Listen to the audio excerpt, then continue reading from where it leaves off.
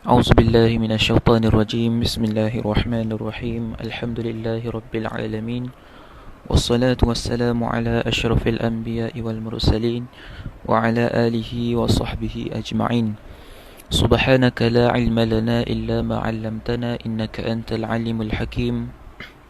فقال رب اشرح لنا صدرنا ويسر لنا أمورنا واحلل عقدة من لساننا يفقه قولنا. نويت التعلم والتعليم والتذكر والتذكير والنفع والانتفاء والإفادة والاستفادة والحث على التمسك بكتاب الله وسنة رسول الله صلى الله عليه وسلم، والدعاء إلى الهدى والدلالة على الخير ابتغاء وجه الله ومرضاته وقربه وثوابه سبحانه وتعالى. اللهم صل على سيدنا محمد الفاتح لما أغلق والخاتم لما سبق ناصر الحق بالحق والحادي إلى صراطك المستقيم وعلى آله حق قدره ومقداره العظيم. قال مصنف رحمه الله تعالى ونفعنا بعلومه وعلوم مشايخنا في الدارين آمين يا رب العالمين. Kata pengarang rahimahullah Syekh Ahmad bin Muhammad Zain Al-Fatani rahimahullahu ta'ala. Katanya beliau, keempat, mukhalafatuhu ta'ala lil hawadithi.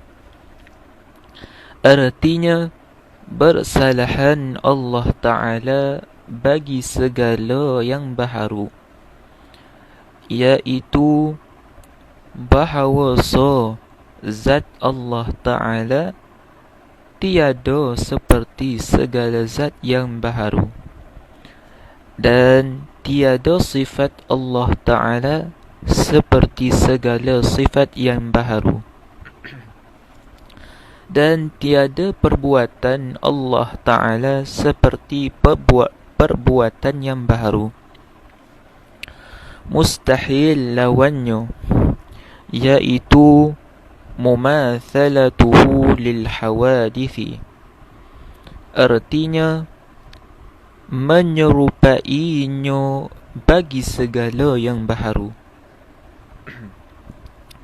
Dan dalil bersalahan Allah Ta'ala bagi segala yang baharu bahawasanya jikalau menyerupai ia akan sesuatu dah. Jikalau menyerupai ia akan sesuatu daripada yang baharu, nescaya adalah ia baharu seumpamanya, dan iaitu mustahil kerana telah sabit sedianya, maka sabitlah bersalahannya bagi segala yang baharu. Baik.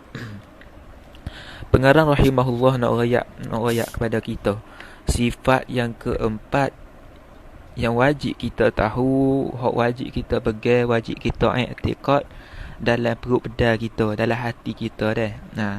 Gapo sifat tu? Tu keempat tambahnya, keempatnya begitu. Yakni keempat daripada 13 sifat hak wajib kita tahu. Di atas jalan tafsil menurut mazhab Asy'ariyah. Tahu saja ke? Tak, tahu beserta dengan i'tiqad. Tu. Dikehendaki dengan tahu, kita i'tiqad juga benda hak kita belajar ni. Kita pegang kemah dalam hati sipu. Tu, sipu tak boleh kocok dah. Tak boleh rombok dah. Gapo sifat keempat tu? Mukhalafatuhu ta'ala lil hawadithi. Gitu. Jadi kalau kita tengok ni, keempat tu jadi mubtada, mukhalafatuhu jadi khabar. Kalau i'rab jadi gana? Bermula sifat yang keempat. Gitu. Bermula sifat yang keempat yang wajib kita tahu, wajib kita belajar sehingga faham, iaitu khabar. Mukhalafatuhu ta'ala lil hawadithi. Mukhalafatu ta'ala lil hawadithi ni sifat hak keempat hak wajib kita tahu, wajib kita pegang dalam hati kita, kemah-kemah. Dah. Gapo mukhalafatuhu ta'ala lil hawadithi ni? Mukhalafah ni bahasa Arab. Bahasa Melayu gapo? Ertinya erti mukhalafatuhu ta'ala lil hawadithi tu. Tu erti tu gapo erti dia? Bersalahan Allah Ta'ala bagi segala yang baharu. Pengai royak. Dah mukhalafah ni bersalahan, yakni tak serupa. Bersalahan tu yakni dengan makna tak serupa. Tulis pada bersalahan, tulis tak serupa. Bersalahan Allah Ta'ala bagi segala yang baharu, yakni tak serupa Allah Ta'ala tu dengan benda-benda hak baharu. Gapo benda hak baharu ni weh? Tulis pada baharu tu, tulis. Yakni segala perkara yang ada kemudian daripada tiadanya, iaitu segala jirim dan arad. Tu faham ni? Tu maksud dengan baharu. Nah, kita royak dah baru ni. Baharu ni asalnya tak ada, baru diadakan. Jadi benda-benda yang Allah Ta'ala cipta, mestilah Allah Ta'ala tu bersalahan, yakni tak serupa. Allah tu mesti dia tu pada zat dia tu tak, bukan pada zat sahaja, pada sifat. Sebab apa? Sebab dalam kitab Aqidatul Awam dia sebut apa? Gapah dia sebut gapah? Fallahu mawjudun qadimun baqi mukhalifu li khalqi bil itlaqi. Tu pengarang royak benda. Syekh Ahmad Maruzuki kata mukhalifu lil haqqi bil itlaqi, kata dalam kitab Aqidatul Awam. Dia kata benda bersalahan lil haqqi dengan apa nama ni, dengan benda yang baharu tu dengan mutlak. Maksudnya benda, maksudnya bersalahan Allah Ta'ala ni pada zat dia, pada sifat dia, pada perbuatan dia. Kayak gini kita tengok kan, Tuhan ni bersalah, yakni Tuhan ni tak serupa pada zat dia, sifat dia, perbuatan dia tu tak serupa dengan makhluk ni kan. Kayak gini kita tengok. Ni. Jadi bersalahan Allah Ta'ala ni tak serupa Allah Ta'ala dengan benda yang baharu. Benda-benda hak Tuhan cipta tu, Tuhan tu tak bersalah, Tuhan tu mesti bersalah. Tuhan tu tak sama. Macam kita manusia, kita ni pun benda yang baharu lah. Kenapa? Kerana asal kita tak ada, patut Allah Ta'ala adakan kita. Maka kita ni termasuk di kalangan benda-benda yang baharu. Maka kalau kita tengok, kita tilik pada diri kita hari ni ada kulit, ada daging, ada tangan, ada mulut, ada mata, dah, ada darah, ada jantung semua ni. Maka Tuhan tu tak gitu. Bila kita tilik pada makhluk ni, kita sedar kata bahawa Tuhan tu tak gitu. Tuhan tu tak sebegitu, tidak sama dengan benda-benda hak dia cipta. Kita tengok lembu, tengok lembu. Dan kita tengok lembu, gitu, ada kulit, ada darah, ada daging. Tuhan tak gitu. Tuhan tak gitu. Sebab apa? Sebab dikehendaki Tuhan tu mesti bersalah. Yakni akal kita fikir, nak dikatakan Tuhan ni mestilah dia tu tak sama dengan makhluk. Kalau sama jadi dok pula, jadi tentu tidak. Akal kita tak boleh fikir. Sebab apa? Kayak gini kita tengok dalil dia royak dalil tu bawah tu. Kayak gini kita tengok. Jadi erti mukhalafah tu bersalahan Allah Ta'ala bagi yang baharu, yakni tak serupa Allah tu dengan benda-benda hak baharu. Tak serupa dengan benda-benda hak baharu.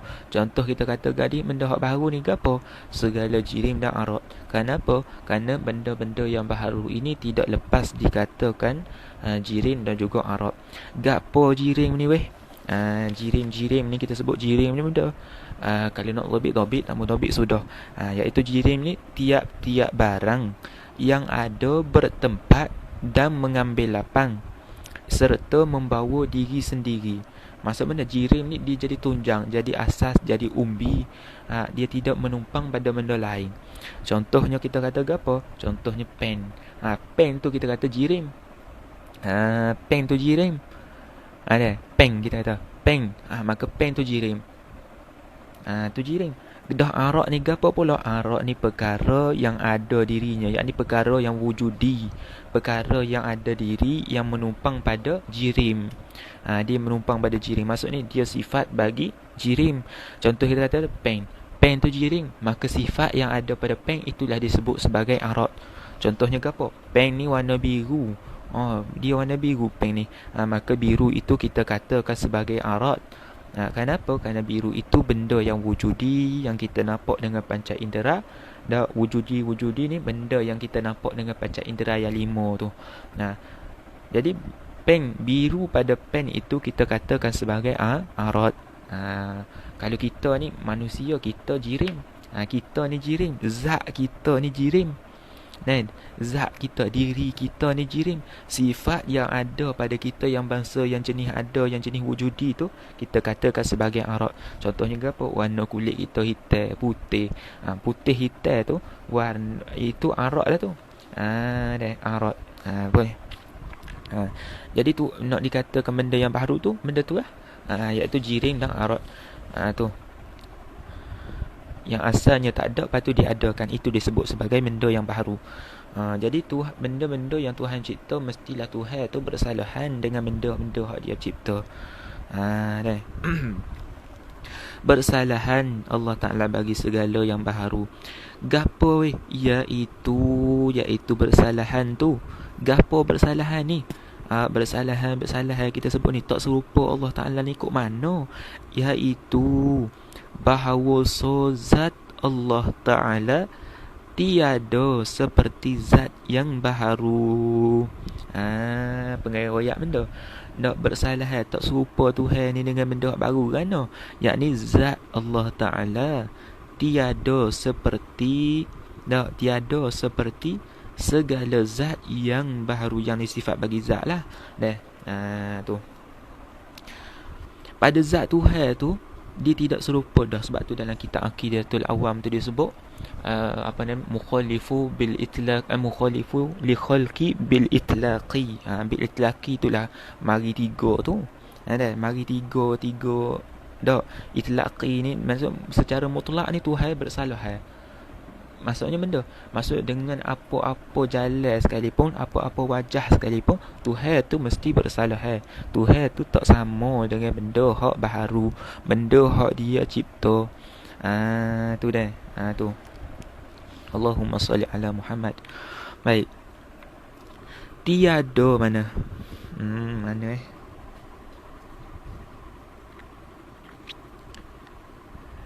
bahawa zat Allah Ta'ala tiada seperti zat yang baharu. Tak serupa dengan zat baharu. Gapo zat baharu ni? Tulis pada zat yang baharu tu. Tulis situ. Yakni tulis kerana zat makhluk dikatakan jirim, maka zat Allah itu bukan jirim, dan tidak ada perkara yang lazim bagi keadaan jirim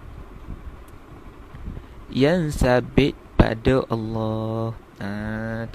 Tu Tuhan ni tak sama dengan makhluk pada zat dia tu kan? Yakni zat Tuhan tu tak serupa dengan zat yang baharu. Sebelum tu kita lupa nak kait. Dia kata bersalahan Allah Ta'ala bagi segala yang baharu. Yakni kalau kita tengok dalam kitab Baqaratul Amani disebut apa? Dia kata menyalahi Allah Ta'ala tu akan yang baharu, dan dikehendaki dengan dia akan bersalahan Allah Ta'ala tu pada sedia kala lagi. Maksudnya benda? Maksudnya pada azali lagi Tuhan ni tak sama dengan benda makhluk. Tak sama dengan makhluk. Walaupun pada azali tu makhluk belum ada, makhluk belum diciptakan, tapi Tuhan ni tak serupa dah dengan makhluk. Apa dia kata? Orang tanya kita, dah kalau gitu Tuhan ni tak sama dengan makhluk pada azali lagi. Bukan kepada azali azali ni Tuhan tak ada lagi. Orang tanya kita, dah kita nak jawab kan? Maksudnya Tuhan ni, zat Tuhan ni bersalahan tu dengan makhluk, tak serupa dengan makhluk ni. Maksudnya benda, maksudnya zat Tuhan ni bukan jirim, sifat dia bukan arat, perbuatan dia bukan di atas jalan kasbun. Tu kita jawab gitu. Sebab apa? Seandainya timbul makhluk pada masa azali. Ni seandainya lah. Seandainya timbulnya makhluk pada masa azali, Tuhan tak sama dengan makhluk tu. Walaupun makhluk ni, kalau kita fikir, makhluk ni mustahil dia akan timbul ataupun muncul ataupun ada pada masa azali. Kenapa? Kalau makhluk tu muncul pada masa azali, maka makhluk itu dikatakan qadim. Maka berbilang benda yang qadim dikatakan mustahil. Tentu tak. Kenapa? Kerana disebut qadim. Qadim ni mesti dia tu terlepas dari benda tu. Maka Tuhan Allah ni terlepaslah daripada benda tu. Jadi kita kata bersalahan Allah Ta'ala ni pada sedia kala lagi bersalahan. Yakni zat Allah tu bukan jirim, sifatnya bukan arat, perbuatannya ataupun af'alnya tu bukan di atas jalan kasbun. Seandainya kalau timbullah makhluk pada masa azali, walaupun mustahil pada hakikat, dan mustahil pada hakikat nak timbul makhluk pada masa azali, tapi seandainya timbulnya makhluk pada masa azali, Tuhan tetap bersalahan dengan benda tu. Dan dia kata lagi dalam kitab Al-Qur'an ni, dia kata lagi berkekalan, yakni berkekalan benda tu. Tuhan ni tak serupa dengan makhluk tu, berkekalan. Maksudnya sampai bila-bila, sampai dunia ni kiamat, sampai kita masuk dalam syurga, sampai bila-bila. Maksud benda tak ada usul lah. Bersalahan Tuhan ni, Tuhan ni tak sama dengan makhluk ni sampai bila-bila, sampai dunia ni hancur, sampai kiamat apa semua, kita masuk dalam syurga, masuk dalam neraka pun, Tuhan tetap bersalahan dengan benda yang baharu. Yakni Tuhan tak sama dengan benda baharu. Bukan kata Tuhan ni bersalahan tu pada makhluk je, pada ketika makhluk wujud je, pada zaman ikan je Tuhan tu bersalahan, pada zaman azali Tuhan tak bersalahan. Tu tak betul. Kenapa? Kerana kalau kita kata gitu, ni bahaya ni. Bila kita kata Tuhan bersalahan tu bila Tuhan bercipta makhluk je, maksudnya pada masa azali tu Tuhan sama dengan makhluk. Maksud Tuhan tu boleh nak sama, boleh tak sama. Maka membawa pula pada situ sifat Tuhan ni bukan qadim. Kerana kita belajar dah dulu sifat kidam tu. Kidam ni pada zat dia kidam, pada sifat dia pun kidam. Gitu. Jadi kalau kita kata zat Allah ni bersalahan tu pada ketika ada makhluk ni je, pada makhluk tak ada dulu, Tuhan ikut dia, nak sama tak sama. Ni bahaya orang gini. Ada orang ngajar gitu. Dan ada orang ngajar. Dia ngajar apa? Dia ngajar kata Tuhan, orang tanya dia. Dan orang tanya dia, dah kalau gitu Tuhan bersalahan benda baharu. Dah pada azali benda baharu tak ada lagi kan? Jadi Tuhan bersalahan kan? Dia kata, jangan tanya, kita buat kira benda baru. Dia jawab gitu. Ni bahaya ni. Sebab tu nak belajar usuluddin, nak belajar ilmu agama berkaitan dengan akidah ni, kena cari ahli betul-betul. Jangan nutup ilmu dengan orang jahil, rasa potula juga. Kenapa? Kerana menyesatkan kita tambah-tambah dalam ilmu usuluddin, ilmu yang berkaitan dengan pegangan kita. Tu. Lepas tu dalam kitab dalam kitab Aqidatun Najin disebut apa? Disebut dia kata haram mengajar dan belajar daripada guru yang tak alim. Belajar ilmu usuluddin daripada guru yang tak alim, haram belajar. Lepas tu hari ni munculnya benda-benda pelik. Kenapa? Kerana semua orang nak bercakap, sedangkan dia tak tahu, tak belajar pun. Tengok kitab. Jadi iaitu bahawa zat Allah Ta'ala tiada seperti zat yang baharu. Yakni zat makhluk ni kita kata jirim. Kita ni jirim. Gapo jirim? Semua benda-benda baharu ni dikatakan jirim semuanya. Kerana benda baharu ni tak akan lepas daripada dikatakan jirim. Dan sifat benda baharu ni tak lepas dikatakan arat. Tu. Jadi zat Tuhan ni bukan jirim. Kerana jirim ni benda yang bertempat. Jadi kita boleh tolak lalu lah. Tolak ke apa? Tolak dakwaan orang-orang bodoh. Dia kata ke apa? Dia kata Tuhan ni bertempat di atas langit, Tuhan ni ada di atas aras. Dan ada kita dengar gitu. Tu benda-benda yang sesat lah tu. Benda-benda yang sesat lah tu. Dan Tuhan ni bertempat di atas langit, dia kata.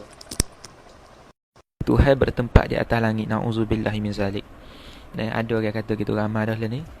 Mu tak belajar, mu tak saya belajar, jadi gitulah. Dan Tuhan bertempat di atas langit, dia kata. Allah, na'udzubillah. Bila nak kata Tuhan bertempat di atas langit, baik, langit tu baharu ke tak? Aras tu baharu ke tak? Aras tu benda baharu kan? Asalnya tak ada. Kalau aras tu qadim, maka berbilang qadim mustahil kita kata dah tadi. Maka aras tu benda yang baharu, asalnya tak ada, lalu Allah Ta'ala ciptakan aras. Faham tak ni? Tu macam mana nak dikatakan Tuhan tu mesti Tuhan tu duduk atas aras, Tuhan tu ada di atas aras, Tuhan ni bertempat di atas aras, na'udzubillah. Kerana benda tu benda yang baru. Bila kita kata Tuhan ni bertempat di atas aras, maka kita nak kata Tuhan ni zat, Tuhan tu jirim lah. Allah ni adalah ni hak sesat menyesatkan. Dia cakap pandai, pok-pok dia cakap pandai weh. Guna dalil Quran tu, dalil Quran ni. Dia kata benda, dia kata tengok ni dalam Quran Allah Taala sebut ni Ar-Rahmanu 'alal 'arsy istawa. Dia kata tengok ni Allah Taala sebut benda dalam Quran ni Ar-Rahmanu 'alal 'arsy istawa. Dialah Ar-Rahman tu istiwa di atas arasy. Dia terjemah istiwa tu dengan makna duduk, dengan makna menetap, dengan makna ada di arasy. Dia terjemah gitu. Sedangkan dia kata, lepas tu dia dakwa diri dia tu sebagai salaf. Dia kata kami ikut salaf, dan kami ikut Imam Syafi'i. Imam Syafi'i kata Allah Ta'ala duduk bertempat di atas arasy. Betul ke tak kata Imam Syafi'i duduk bertempat di atas arasy ni? Ulama-ulama kita jawab dah dalam kitab-kitab mereka. Boleh tengok dalam kitab At-Tajsim wal Mujassimah. Ulama-ulama karang kita untuk apa? Untuk jaga kita hari ni. Imam Ibnu Hajar Al-Asqalani dalam kitab Fathul Bari, dia tahqiq, dia buat apa? Dia kata akidah Imam Syafi'i adalah akidah yang mengatakan Allah Ta'ala itu tidak bertempat. Tu hak tak kita pegang. Tuhan ni mesti dia tidak bertempat. Kerana kalau Tuhan ni bertempat, maka Tuhan tu baharulah. Kenapa? Tuhan tu lemah. Bila Tuhan bertempat, mana Tuhan bertempat, Tuhan berhajat pada benda baharu. Tuhan memerlukan benda baharu. Maka bila Tuhan memerlukan benda baharu, maka Tuhan itu lemah. Nak dikatakan Tuhan itu lemah laku mana? Kalau Tuhan itu lemah, maka Tuhan ni tak mampu nak buat alam kerana dia lemah. Tu baik, tengok. Ada pula didakwa dak. Dia kata tengok ni Imam Syafi'i ikut kita ni. Dia bawa kitab Imam Syafi'i, dia tak faham bahasa Arab, tak mengaji. Dia dakwa tengok Imam Syafi'i ni. Imam Syafi'i Wahabi. Pandai dia. Mu tak faham bodoh. Dia begitu. Bukan tu maksud Imam Syafi'i. Imam Ibnu Hajar Al-Asqalani tu ulama alim, ulama besar dalam mazhab Syafi'i. Dia kata akidah Imam Syafi'i adalah akidah seperti Asy'ariyah. Pendoha Asy'ariyah bagi adalah akidah Al-Imam Syafi'i. Walaupun manhajnya berbeza, namanya berbeza, tapi metodnya sama, caranya sama.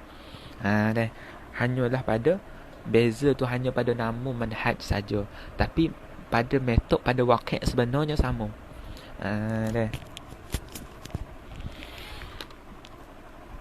Tu dalam kitab Kifayatul Nabih tu ada juga dia sebut apa, dia ada bawa nukil perkataan Imam Syafi'i, yang mana Imam Syafi'i mengkafirkan orang yang berkata Allah Ta'ala ni duduk atas arasy. Imam Syafi'i kafir kan? Ada pula Wahabi bodoh dia dakwa Imam Syafi'i ikut dia. Pandai. Ni kata nak buat fitnah pada ulama-ulama besar. So mengaji tak ambuh. Faham ni? Kita ikut Quran hadis, lepas tu sesat. Nak ikut Quran hadis tak salah. Dan Nabi kata gapo tu hadis tu tak ingat mata hadis. Taraktu fikum amrayni lan tadillu ma in tamassaktum bihima, kitaballahi wa sunnatun nabiyyih. Nabi kata taraktu fikum, aku tinggalkan kepada kamu amrayni, dua perkara. Lan tajillu ma in tamassaktum bihima, jika mana kamu berpegang pada dua benda ni, nescaya kamu tak akan sesat selamanya. Gapo? Kitab Allah wa sunnatun nabiyyih, kitab Allah yakni Al-Quran, dan wa sunnatun nabiyyih yakni hadis Rasulullah sallallahu alaihi wasallam. Betul, kita kena pegang pada Quran dan hadis, tapi pegang pada Quran dan pegang pada hadis berpandukan para ulama yang mengaji puluhan tahun, yang alim. Kenapa? Kerana sabit pula dalam riwayat lain disebut apa? Al-ulama warasatul anbiya. Dan ulama ni pewaris bagi para nabi. Nak benda masuk hadis ni, nak kata ilmu yang ada para nabi diwarisi oleh para ulama. Faham ni? Jadi kita kena berpegang pada para ulama. Jangan berpegang pada orang jahil, orang-orang bodoh, dan ikut pada ulama. Pegang Quran hadis tak salah, tapi pegang mengikut pembicaraan para ulama, kerana mereka ahli dalam bidang ni. Kerana mereka ahli dalam bidang ni, kita kena rujuk ahlinya. Fas'alu ahla dzikri in kuntum la ta'lamun. Allah Ta'ala sebut sendiri dalam Quran, fas'alu ahla dzikri in kuntum la ta'lamun. Nah, bertanyalah kepada ahlinya jika kamu tak tahu. Allah Ta'ala kata. Dan kereta punah dia bawa kat Syekh, dia bawa kat tukang masak. Dia bawa tukang masak. Kita kata, tukang masak, tolong buat kereta aku punah. Tukang masak kata apa? Menggila ke aku tukang masak bodoh, bukan pomeng. Bila kereta rosak, kena rujuk pada ahlinya, yakni pomeng. Tu begitulah juga agama. Bila ada permasalahan, kena rujuk pada ulama, kena berpegang pada ulama. Tu bukan pegang ikut kepala otak, ikut nafsu. Tu dalam hadis disebut apa? Siapa hak tafsir Quran ikut kepala otak dia, ikut nafsu dia, maka dia telah menempuh tempat dalam neraka. Tu faham panjang pula dah. Kerana puak-puak ni melampau dah lah ni. Sebab tu penting kita kena jaga akidah kita. Ni Dajjal sebelum dia keluar, anak-anak cucu dia, cicit-cicit Dajjal tu ada dah atas dunia ni. Sebab tu Nabi ajar kita ni, Nabi ajar ke apa? Nabi ajar satu doa. Nabi kata mu baca doa ni sebelum mu bagi salam. Dalam kitab Al-Azkar pun ada sebut doa ni. Doa apa? Allahumma inni a'udzubika min azabil qabri wa min azabi jahannam wa min fitnatil mahya wal mamat wa min syarril fitnatil masihid dajjal. Boleh tengok dalam kitab Al-Azkar ada dah hadis ni. Doa tu Nabi ajar. Kita bila baca doa tu, insya-Allah kita akan terpelihara daripada fitnah dajjal, fitnah dunia, fitnah hidup, fitnah mati. Fitnah dunia ni pun banyak weh. Hari ni banyak muncul ajaran-ajaran menyeleweng. Kita tidak didedahkan dengan Wahabi. Kita tidak didedahkan dengan Wahabi sebab takut-takutlah kita ni akan terikut dengan Wahabi. Kat sekolah kita tak belajar tentang Wahabi, kita belajar tentang Syiah, tentang Khawarij. Hak tu belajar kat sekolah. Tapi ada tak silibus sekolah yang sebut tentang Wahabi? Tak ada. Tak ada. Sedangkan kita nak kata Syiah dengan Wahabi sama-sama bahaya, tapi paling kritikal bahayanya adalah Wahabi. Kerana apa? Kerana Syiah kita boleh tahu dia tu Syiah dengan cara dia semaya, dia mengkafirkan para sahabat Nabi ridwanullah alaihi ajma'in. Kita boleh tahu, kita boleh sedar dia ni Syiah. Dia mendewa-dewakan ahlul bait, sehingga tak mendewa-dewakan terlalu sehingga mengkafirkan hak lain, mengkafirkan sahabat yang bukan ahlul bait, sehingga tolak hadis-hadis yang diwariatkan oleh bukan ahlul bait. Kita boleh sedar dia ni pegangan Syiah. Ada pun Wahabi ni tak boleh sedar. Wahabi ni bahaya. Kita baca Sahih Bukhari, dia baca Sahih Bukhari juga. Syiah. Kita baca Al-Azkar Imam Nawawi, dia baca Al-Azkar juga. Wahabi ni bahaya lebih bahaya daripada Syiah. Kerana Syiah ni kita boleh tengok dia, kita boleh kenal dia. Ada pun Wahabi ni tak kenal payah nak kenal. Kita baca Sahih Bukhari, dia baca Sahih Bukhari juga. Sebab tu penting kita ni ada ilmu dalam diri kita. Supaya apa? Supaya membenteng diri kita ni daripada kesesatan. Sebab tu jangan rugi kata kita ni nak menuntut ilmu, terutamanya ilmu-ilmu akidah. Ilmu usuluddin ni penting untuk kita belajar. Penting sangat-sangat. Penting sangat-sangat untuk kita belajar. Kenapa kita nak mati? Ramai orang kata bila kita mati ni, hak pertama sekali hak disemak adalah semaya. Betul lah, betul. Benda tu disebut dalam hadis. Nah, benda tu disebut dalam hadis. Tapi kita nak kata, kalau akidahmu rosak, semayamu tak akan tengok dah. Tu. Sebab tu penting ilmu akidah. Ilmu hak pertama sekali ulama-ulama wajibkan gapo? Ilmu akidah. Sebab tu kalau kita buka kitab-kitab, dak dia kan macam contoh benda kitab apa nama ni? Kashful Asra. Nah, apa nama tu? Tanwirul Anwar disebut ke apa? Tanwirul Qulub pun disebut ke? Disebut ke apa? Ilmu hak utama sekali hak wajib dia belajar di waktu nombor 1, dia tulis ke apa? Dia tulis ilmu tauhid, usuluddin, ilmu fiqh. Ni ilmu hak pertama kali hak kita kena belajar. Faham tak ni? Hak wajib kita belajar. Maknanya benda, maknanya pentingnya nak kata nak belajar ilmu tauhid ni penting. Bukan main-main ilmu ni. Ilmu yang besar, ilmu tauhid. Tu. Betul di akhirat nanti hak pertama sekali dia tengok adalah tauhid kita dulu. Baru semaya kita. Dah. Tauhid kita dulu, baru semaya. Tauhidmu molek, semayamu baru dia tengok. Kalau tauhidmu tak pakai, semayamu pakai, tak guna semaya tu. Tak guna semaya tu. Faham ni? Tu. Baik, sambung. Tu. Jadi kita sebut tadi, bila sebut ayat-ayat yang Quran, bila mari ayat-ayat Quran, walaupun ayat tu memberikan kata menyerupai makhluk, maka ayat tu perlu ditakwil. Contohnya benda, contohnya dalam Quran disebut benda, disebut apa nama tu, Allahumma salli ala Muhammad. Dalam Quran tu disebut ayat yadullahi fawqa aydihim.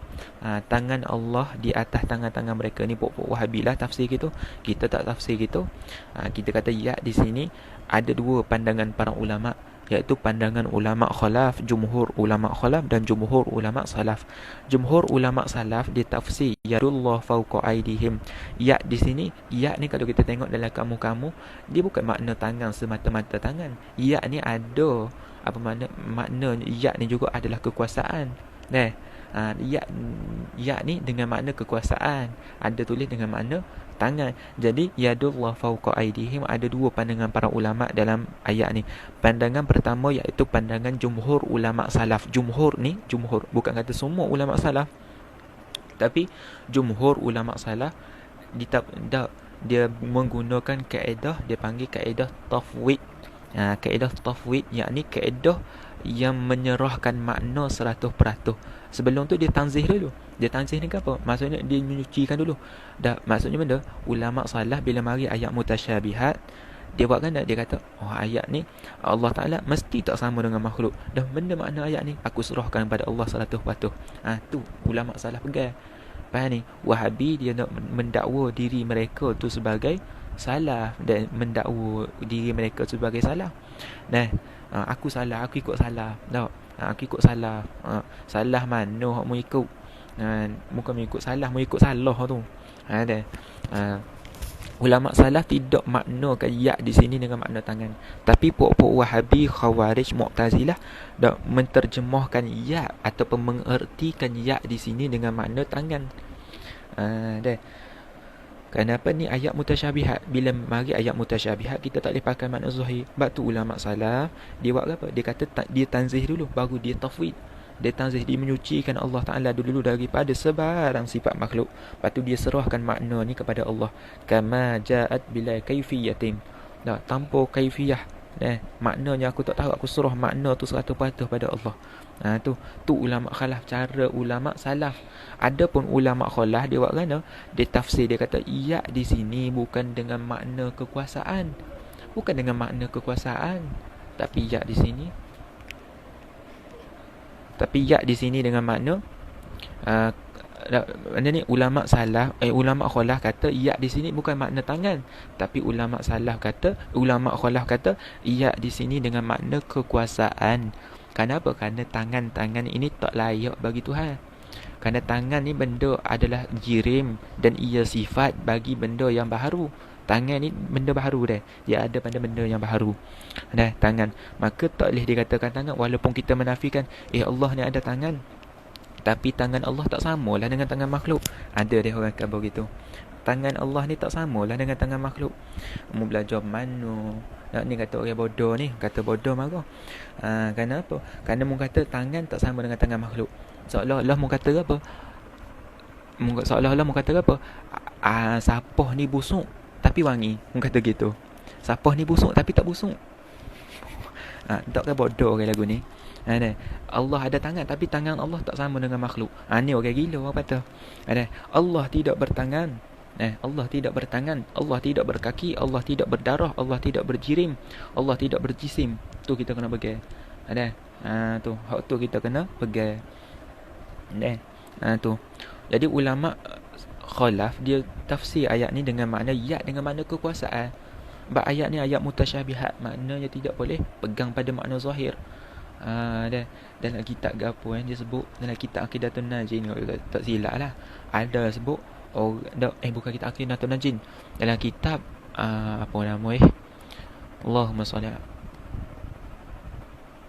tak ingat lah kitab ke apa, kitab Jawi juga dia kata ke apa, dia kata satu salah satu jalan daripada jalan kesesatan adalah berpegang pada makna zahir ayat mutasyabihat. Tu pegang pada makna zahir ayat mutasyabihat. Tu. Jadi kita tak boleh pegang makna ayat mutasyabihat. Kita kena takwil ataupun kena takwid. Takwil ni mentok pada ulama khalaf lah, ulama yang kebelakangan ni. Tu Wahabi kita kena tinggalkan mereka kerana mereka telah menyimpang daripada para salaf dan juga para khalaf. Dia tak ikut ulama pun Wahabi ni. Tak, hakikatnya mereka tak ikut ulama, tapi mereka ikut kepala otak mereka, ikut nafsu mereka. Tu. Lepas tu kita kena tinggal, tak boleh ikut pokok ni. Pokok Wahabi ni, walaupun mereka mendakwa mereka ni ikut Quran, ikut hadis, ikut ulama, tapi mereka tafsir perkataan ulama ikut sikot dah, ikut nafsunya. Tu. Dalam syarah Jawharut Tauhid dia, dalam syarah Jawharut Tauhid dia sebut. Dan kita Arab pun ada, kita Jawi ada. Syarah Jawharut Tauhid. Dia sebut berpegang pada makna zahir ayat mutasyabihat adalah salah satu daripada jalan kesesatan. Tu. Tu. Sekejap kita tengok dalil dalam kitab kita ni. Baik, sambung. Jadi bersalahan Allah Ta'ala tu pada zatnya. Tu. Yakni bahawa zat Allah Ta'ala itu tiada seperti segala zat yang baharu.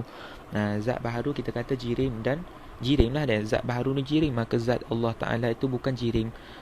Tu makna kita kata Tuhan ni tak sama daripada segi zat dia. Dan yang atas mana? Dan yang atas pada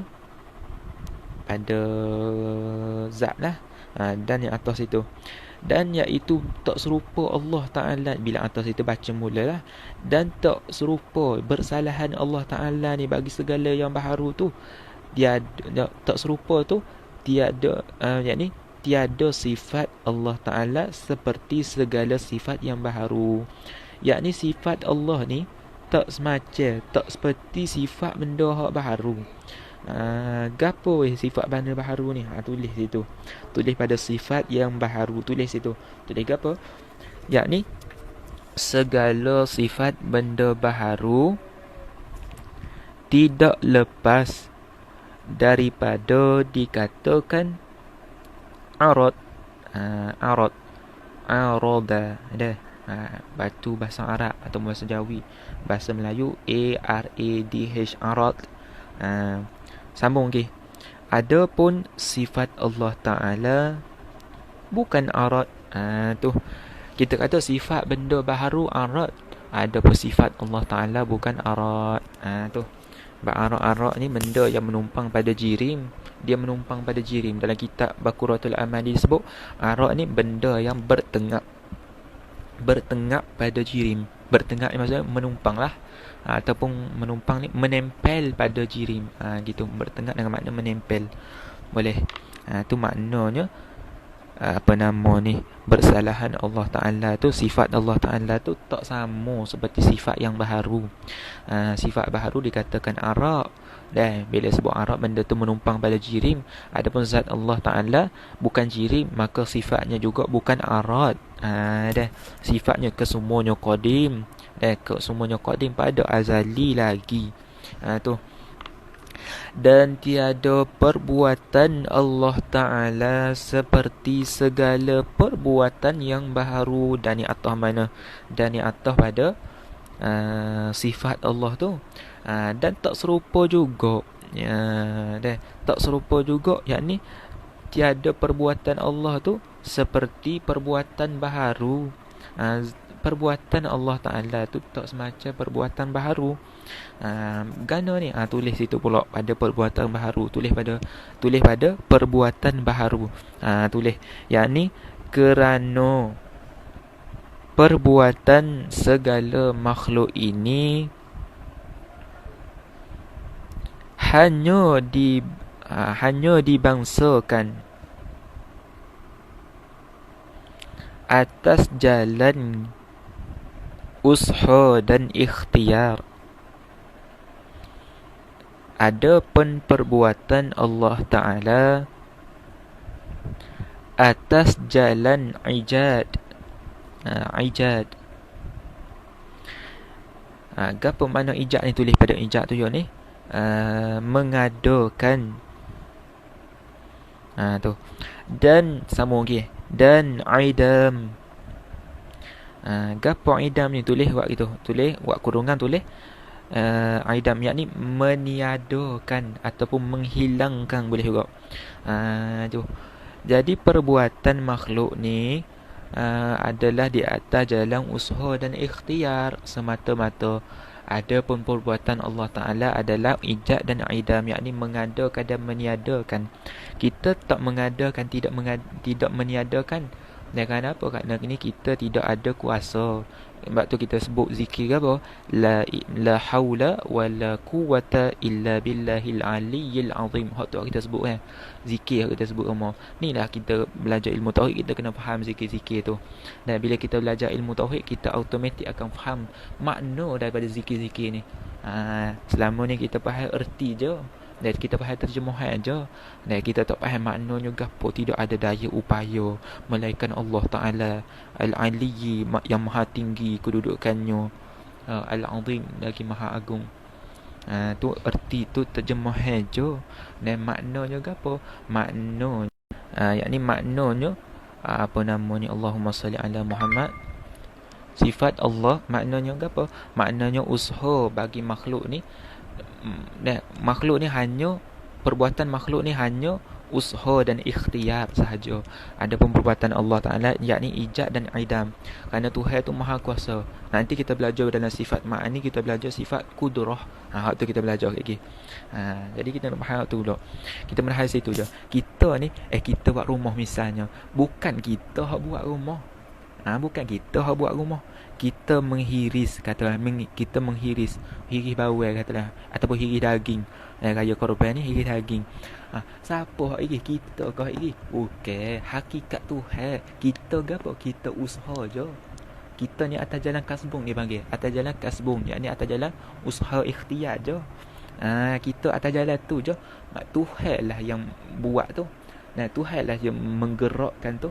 Dan menggerakkan pisau sehingga memutuskan daging. Itu kuasa daripada Tuhan. Itu perbuatan pada Tuhan. Tuhan ijad dan idam, hak tu perbuatan. Ni ijad dan idam ni takluk bagi sifat kudrah dah. Kayak kita belajar benda pula ni takluk ni. Kayak kita sampai pada tepatnya. Jadi perbuatan baharu ni adalah atas jalan usaha ikhtiar je. Rumah kita buat hakikatnya bukan kita hak buat, tapi Allah Ta'ala yang memunculkan, menimbulkan rumah tersebut. Dan Allah Ta'ala lah yang memberi kita ni apa nama ni, Allah Ta'ala lah yang membuat tu. Pada hakikatnya begitu. Kita ni atas jalan usaha je, atas jalan kasbung sahaja. Dah orang tanya kita, dah kalau gitu salah ke kita tu? Rumah ni aku buat salah tak? Tak salah, atas jalan percakapan sahaja. Kalau gua susah dak pergi kampung tu, siapa buat rumah ni? Allah buat. Nak tanya pak mak pula, siapa buat rumah ni? Allah. Semua Allah buat. Nah, susah pula. Jadi atas jalan percakapan sahaja tak apa. Nah, atas jalan percakapan sahaja. Rumah ni aku buat. Tapi hakikat hati kita iktikad kata Tuhan yang buat. Atas kuasa Tuhan belaka. Tuhan berkehendak nak buat rumah ni. Jadi rumah tu. Kalau Tuhan tak berkehendak, maka Tuhan tak buat rumah tu. Tuhan tu tak mengadakan rumah tu. Tu lagi katakan Tuhan ni bersalahan bagi si perbuatan makhluk. Kita ni tak mengadakan pun, kita ni tak menimbulkan pun, tapi hakikat menimbulkan mengadakan hanya Allah. Kita ni hanya usaha dan ikhtiar. Tu. Ada. Faham molek situ. Itulah dikatakan perbuatan Allah tak sama dengan perbuatan makhluk, kerana perbuatan Allah adalah ijab dan idam. Adapun perbuatan makhluk bukan ijab, bukan idam, tapi hanya kasbun semata-mata. Tu. Kita kena pegang gitu dalam hati weh. Sebab tu tak lepas. Kita ni kena belajar juga. Tak belajar tak reti weh.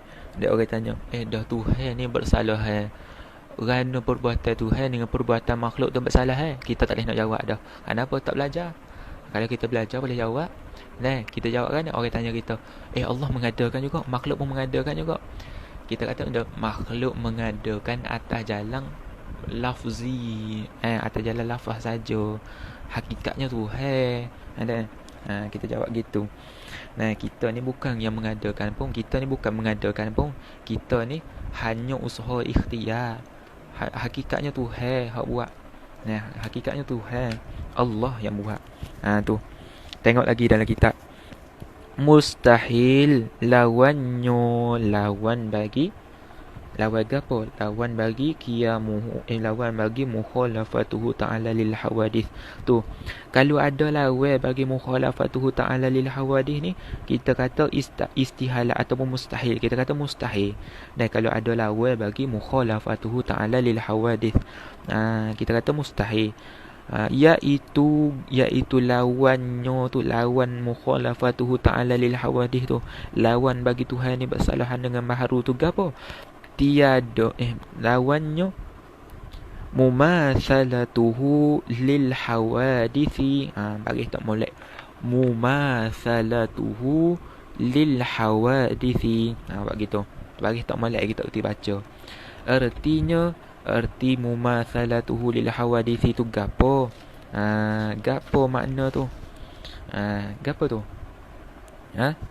Mumathalatuhu lil hawadithi tu iaitu riwayat tu, erti mumathalatuhu lil hawadisi tu menyerupai nyonya Allah. Menyerupai nyonya Allah. Menyerupai nyonya Allah tu mana? Menyerupai nyonya Allah bagi segala yang baharu. Bagi ni takluk pada menyerupai tu. Dan menyerupai tu bagi segala yang baharu. Kalau Tuhan tu pergi sama dengan benda hak baharu, benda hak dia cipta, pergi sama dengan makhluk, maka benda tu mustahil, benda tu tentu tak.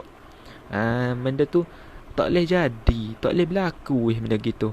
Tuhan tu pergi sama dengan makhluk, sama ada pada zatnya. Contoh dikatakan zat Allah tu jirim, maka benda tu mustahil. Kalau sifat pula, sifat Tuhan ni pergi sama dengan sifat makhluk. Contohnya apa? Sifat Tuhan ni pergi kata arat, benda tu mustahil.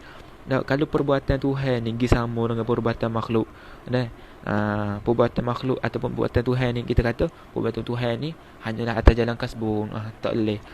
Tuhan ni bukan atas jalan kasbun, dia atas jalan ijab dan idam. Kita belajar dalam sifat kudrah. InsyaAllah faham kot dalam sifat kudrah lagi. Sini mungkin tak faham lagi dah. Tak faham pun tak apalah. Kita i'tikad dalam hati kita kata Tuhan ni mesti bersalah pada benda baharu. Yakni makni Tuhan ni mesti tak sama, mesti tak sama dengan benda baharu. Kita i'tikad bergeser dalam hati. Tuhan ni mesti tak sama dengan benda baharu. Bergeser tak dalam hati. Yang kedua, Tuhan ni mesti tak sama dengan benda baharu. Pegang pula tak hati. Zat dia, sifat dia, perbuatan dia tak sama. Bahkan kalau ada sama dengan satu jalan, dengan satu wajah sekalipun, benda tu dikatakan mustahil. Benda tu dikatakan tentu tidak. Tak boleh berlaku, tak boleh jadi. Dah. Allahumma salli ala Muhammad. Tu. Dan dalil. Dan dalil aqli lah ni, ataupun dan dalil dan bukti. Buat gitu. Dan bukti bersalahan je lah deh. Bersalahan Allah Ta'ala bagi segala yang baharu. Bukti nak kata Tuhan ni bersalah, Tuhan ni tak sama dengan benda baharu tu. Gana bukti ya tu. bahawasanya dhamir sya'ni. Dhamir sya'ni tak rujuk mana-mana lah. Nyo tu tak ada benda. Nyo tu orang mana ni? Tok guru patah ni kata nyo kering dia ayat. Nyo kering, nyo kontang. Dia.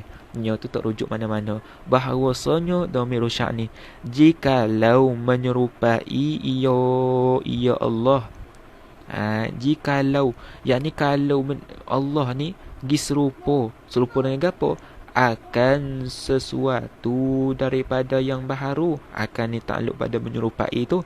Tak, jikalau menyerupai ia Allah tu, kalau serupa Allah Ta'ala tu akan baharu. Serupa tu akan suatu daripada yang baharu. Tak pergi serupa dengan benda makhluk ni, nescaya. Nescaya, yakni mestilah adalah ia Allah ataupun ia Tuhan baharu. Kalau Tuhan ni pergi sama dengan benda baharu, Tuhan ni pergi sama dengan makhluk, maka tu bukan Tuhan, tu baharulah tu, tu makhluk lah tu. Tuhan pergi sama dengan makhluk, tu bukan, tu kita kata sebagai makhluk. Tak, kerana dia pergi sama dengan makhluk, dah pergi sama dengan benda baharu, maka dia tu baharu. Dah nescaya adalah ia Allah tu baharu seumpama baharu dah. Nyo tu balik pada baharu. Seumpama nyo baharu. Kalau Tuhan ni ada pergi sama ada pada zat dia, pada sifat dia, pada perbuatan dia ataupun af'al dia pergi sama dengan benda baharu, maka Tuhan tu baharu jugalah. Dah. Dan iaitu seumpama baharu tu ataupun seumpamanya, balik situ iaitu tu dah. Iaitu seumpama benda baharu tu, Tuhan nak pergi sama dengan benda baharu tu mustahil. Tulis pada mustahil tu tentu tak. Tentu tak boleh jadi. Bohong pahit. Tu bohong pahit. Akal kita tak boleh nak gambarkan kalau Tuhan tu pergi sama dengan benda baharu. Kerana ilat mana? Ilat pada mustahil tu lah dah. Sekejap tengok. Seumpama dan iaitu mustahil kerana. Mustahil tu kerana ilat pada mustahil. Ilat situ. Mustahil tu apa? Kerana telah sabit sedianya Allah. Kan kita belajar dulu sifat kidam Allah. Kalau Tuhan tu pergi sama dengan benda baharu, maka Tuhan tu baharu juga. Nak kata baharu kerana Tuhan tu kidam, faham tak ni? Nak dikatakan Tuhan tu baharu kok mana sedangkan Tuhan tu kidam? Tu. Maka sabitlah bersalahannya Allah Ta'ala bagi takluk pada bersalahan tu bagi segala yang baharu. Segala baharu, benda baharu ni, semua benda baharu ni Tuhan tak sama langsung. Tak sama langsung. Tu. Tak sama langsung. Tu faham dah ni? Tu. Baik, tu dalil hak dalam kitab. Cuk kita buat dalil diri kata Tuhan ni mesti mukhalafah. Baik, nak rayak kan? Rayak gini. Kalau Allah tidak bersalahan dengan baharu, ni dalil ni. Kalau Allah tu tak bersalahan dengan benda baharu, nescaya adalah Tuhan tu baharu. Kalau Tuhan tu baharu, nescaya berhajat kepada yang membaharukan dia. Kalau Allah tu berhajat kepada yang membaharukan dia, maka tentulah Tuhan tu lemah. Ni bawa pada lemah. Kalau Tuhan tu lemah, maka Tuhan tu tak dapat nak mengadakan alam, tak dapat nak menimbulkan kainat. Tu. Kalau Tuhan tu tak dapat nak menimbulkan alam, maka alam ini tak dapat diadakan. Alam ni tak ada lah. Alam ni tak dapat nak diadakan. Bila alam ni tak dapat nak diadakan, maka alam ni tak ada. Tak ada lah alam. Apa? Allah tak boleh nak buat. Tak ada lah alam. Kalau alam ni tak ada, mustahil. Sebab sudah ada. Sebab alam ni sudah ada. Kita ni pun alam. Faham tak ni? Kita ni pun sebahagian daripada alam. Tak kita khabar alam ni apa? Kullu ma siwallahu. Tak, tiap-tiap barang yang lain daripada Allah itulah dinamakan alam. Dia ada tiga ada apa kita sebut kainat, hudus, alam. Tak mau faham panjang lagi. Baik, tengok tu. Jadi nyata daripada ada alam ni, tentulah Allah tu, tak, tentulah Allah yang mengadakan. Makhluk tak boleh buat alam. Tak. Jadi nyata daripada ada alam ni, maka tentulah Allah yang mengadakan. Tak. Maka tentu Allah tu tak lemah sebab dia mampu mengadakan alam. Tu. Jika Allah tak lemah, tentulah Allah ni tak baharu. Bab baharu ni mesti lemah. Kalau Allah tak lemah, mesti dia tu tak baharu. Kalau dia tak baharu, tentulah Allah tu tidak menyamai benda baharu. Kerana kalau Allah pergi sama dengan benda baharu, Allah tu baharu juga. Maka tentu sungguh Allah Ta'ala tu bersalahan dengan benda yang baharu. Ni tiga benda, tiga elemen yang kita kena faham. Kita kena belajar. Kena belajar apabila sampai mati, sampai mu faham. Tu tak boleh tinggal dah. Benda sifat awajib. Sifat awajib macam tadi kita belajar sifat awajib bagi Tuhan apa? Yakni Tuhan tu mesti mukhalafah dengan makhluk. Yakni Tuhan tu mesti tak sama dengan benda baharu. Hak tu kena pegang dalam hati. Sifat mustahil tu yang kedua, elemen yang kedua yang kita kena ada. Gapo? Tuhan kita kena i'tikad dalam hati kita. Kata Tuhan ni mesti tak sama dengan benda baharu. Tu mesti Tuhan ni tak sama. Tak, kalau Tuhan dia sama mustahil, tentu tak boleh jadi. Yang elemen yang ketiga yang kita kena ada iaitu dalil. Dalil di sini kalau kita buka dalam kitab Faridatul Faraid disebut apa? Dalam kitab Kifayatul Awam pun ada. Dalil yang nak bagi orang awam adalah dalil ijmali je, bukan dalil tafsili. Dalil ijmali je, iaitu apa? Dalil ijmali ni kalau seandainya ada bangkangan, ada i'tirad, dia tak mampu jawab, tapi dia boleh lindung akidah dia sendiri. Dia boleh jawab dalam hati dia sendiri. Kalau orang tanya dia, kata Allah, kata Tuhan ni mesti mukhalafah kan? Aku tak boleh nak jawab, tapi aku pegang dalam hati mesti Tuhan ni tak bersama. Dalam hati kita main gitu gini. Dan macam dalil-dalil hak tadi kita belajar tadi, sudah memadai. Walaupun pada mulutnya tak boleh nak urai, tapi dalam hatinya sudah ada. Maka itu sudah memadai pada orang awam. Dalil yang orang awam benar tahu adalah dalil ijmali. Wajib dia tahu, tak tahu dosa. Tu adalah dalil ijmali. Dalil tafsili ni orang-orang hak mengaji lah. Tapi mesti ada di satu kawasan tu yang ada yang reti dalil ijmali, reti dalil tafsili ni. Kalau tak ada pada satu kawasan tu, maka semua dalam kawasan tu berdosa. Semua dalam kawasan tu tanggung dosa. Tu kalau boleh kita ni bagi pelepah lah diri kita, biar kita faham dalil tafsir lah, dalil tafsili lah. Jangan faham dalil ijmali saja. Kita ni bagi pelepah, biar kita ni jadi penyelamat pada orang lain. Nak tunjuk kuat, tunjuk sini lah. Bukan tunjuk kuat bila body kita katang tak. Tunjuk kuat ni bila ni kita mampu menyelamatkan akidah orang-orang kampung kita. Kita mampu mengangkat balok daripada kampung kita. Itulah baru kata heroing. Kalau hanya berlagak saja, nak besar body saja, tapi ilmu agama jahil, tu kita panggil apa? Kita panggil heroin tahi kepung. Tu. Tu. Kena tahu tak tahu dosa. Tu.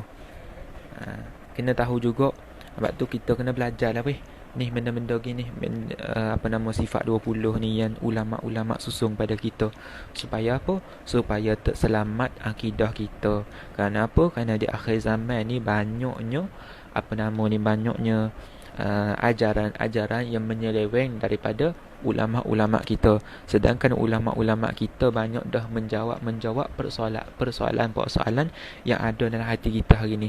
Ulama kita dulu tu Allah Ta'ala beri kepada mereka nur, dan dia boleh apa nama ni, boleh meramal dah benda yang berlaku di akhir zaman. Dan ulama-ulama telah karang kitab-kitab mereka, ratusan kitab, sama ada kitab Jawi ataupun kitab Arab. Tak mampu mengaji kitab Arab, mengaji kitab Jawi. Dah. Tu ulama karang dah kitab pada kita supaya apa? Supaya kita ni jadi orang alim, jadi hamba Allah Ta'ala yang sempurna, bukan hamba Allah Ta'ala yang hanya mendakwa diri sahaja. Faham tak ni? Tu.